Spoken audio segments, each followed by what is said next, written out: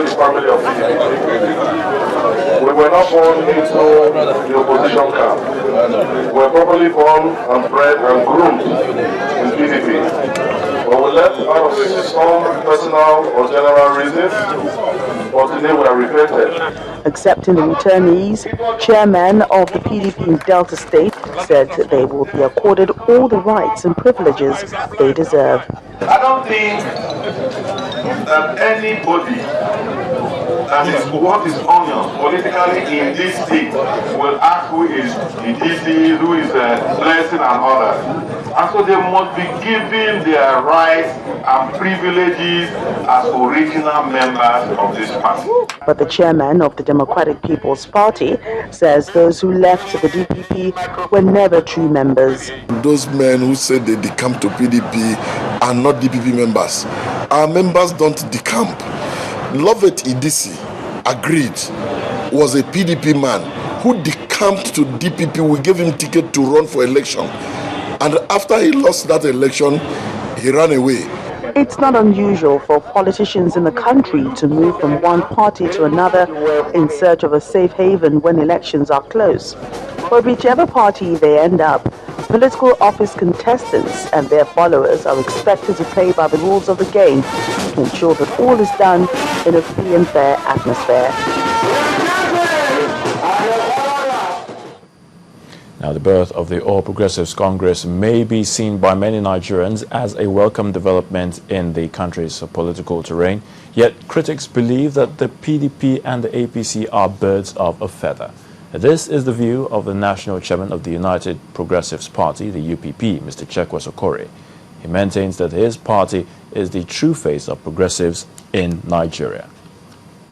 And APC are the same, two sides of the same coin. PDP and APC are the same. You have in these two political parties preponderance of leaders that have kept Nigeria down since the Second Republic. Some of the First Republic oppressors are also there. They are almost on equal numbers. They have nothing new to tell us. They are like pot, kettle and pot. None will call the other black. PDP and APC are coalitions of reactionary forces. So come 2015, there will be an epic democratic encounter. And that will be the progressive forces challenging and overthrowing all the reactionary forces. Our religious institutions in the country can play an active role in steering politicians in the right direction. This is the view of the primate of the Anglican Communion in Nigeria, Most Reverend Nicholas Oko. He insists that for religious leaders to perform this task, they must be morally upright. Now, the Anglican primate was a guest on the program View from the Top on Channels Television. The religious class must watch its steps first. They say, physician, heal yourself. If within the religious class we have people who are very, very anxious about certain things, about their own personal advancement, about money, definitely it will be difficult for them to make any impact in restraining the political class. But I believe that if the religious leaders are credible in their behavior, are trustworthy, are morally sound, then they will have nothing to fear in speaking to the political class, encouraging them to behave and to behave properly in the interest of the larger society. You see, the issue about wealth at a point, or let me say, we branch out into this new thing that has, well, let me say, coming from the United States. It's not part of the way we started. It was not part of what the missionaries delivered to us. But all of a sudden, this teaching on if you follow me, you become wealthy. If you follow me, you don't, within 6 months, you don't have a Mercedes, then that is not my God. You either change the church or the church will change you. Something like that, you know.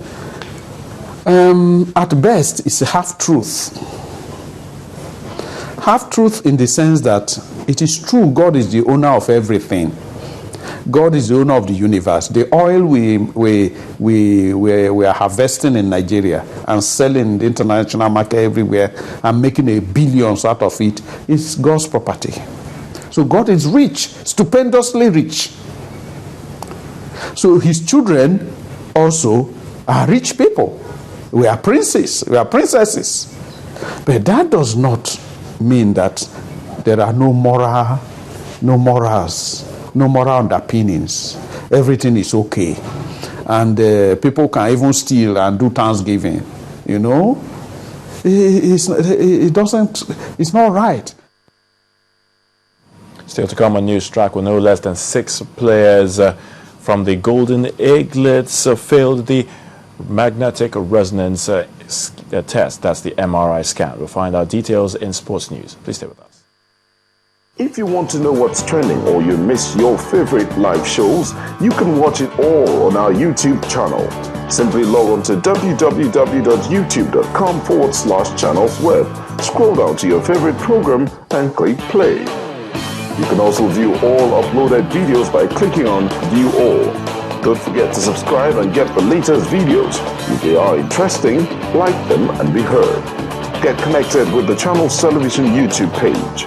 The news at your fingertips.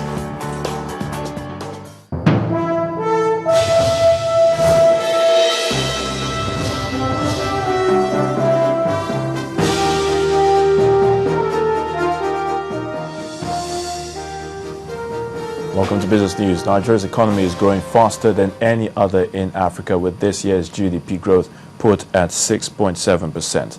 The country also remains the highest destination for foreign direct investment inflows into the continent, above South Africa and Egypt. These are not new projections by the federal government, but a reaction to media reports linked to the African Development Bank's 2013 African Economic Outlook. The AFDB document, which covers the period between 1996 and 2010, rates Nigeria's growth progress low. But the presidency claims the report is not a true reflection of Nigeria's economic outlook, saying that over the past 2 to 3 years, the present administration has done a lot to fight poverty, create jobs, and reduce inequality.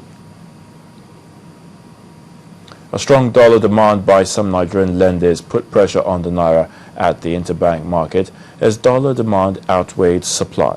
The traders say the banks are still reeling from the 1 trillion naira withdrawn from their accounts last week by the central bank, in line with its recent hike on cash reserves requirements for public sector deposits to 50 from 12%.